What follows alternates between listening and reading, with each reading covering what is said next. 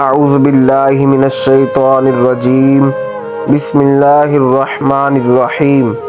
السلام علیکم ناظرین، آج کا جو ہمارا قصہ ہے وہ ایسے شخص کے بارے میں ہے جس نے خوف خدا عز و جل کے سبب اپنی آنکھ نکال دی۔ چنانچہ حضرت سیدنا ابن عباس رضی اللہ تعالی عنہ سے مروی ہے، فرماتے ہیں کہ ایک مرتبہ حضرت سیدنا عیسیٰ علیہ السلام بہت سے لوگوں کو لے کر بارش کی دعا کرنے چلے۔ وہی نازل ہوئی کہ جب تک تمہارے ساتھ گناہ گار لوگ موجود ہیں بارش نہیں ہوگی۔ چنانچہ آپ علیہ السلام نے اعلان کیا، تم میں سے جو گناہ گار ہے وہ چلا جائے، جس نے کوئی گناہ کیا ہو وہ ہمارے ساتھ نہ رکے۔ یہ سن کر تمام لوگ واپس پلٹ گئے، لیکن ایک ایسا شخص باقی رہا جس کی ایک آنکھ ضائع ہو چکی تھی۔ آپ علیہ السلام نے اس سے دریافت فرمایا، تم واپس کیوں نہیں گئے؟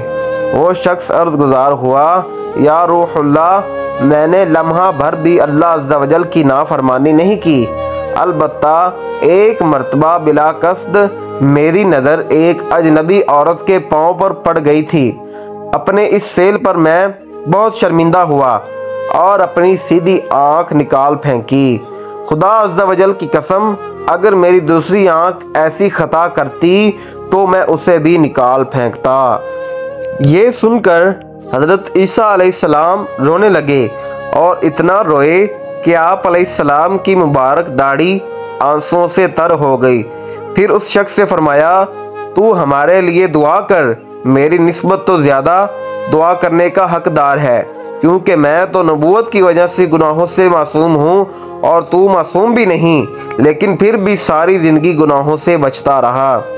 چنانچہ وہ شخص آگے بڑھا اور اپنے ہاتھ بلند کر دیے، پھر کچھ اس طرح سے بارگاہ خداوندی عز و جل میں عرض گزار ہوا کہ اے ہمارے پروردگار، تو نے ہی ہمیں پیدا فرمایا ہے اور تو ہماری پیدائش سے پہلے بھی جانتا تھا کہ ہم کیا عمل کرنے والے ہیں، پھر بھی تو نے ہمیں پیدا فرمایا۔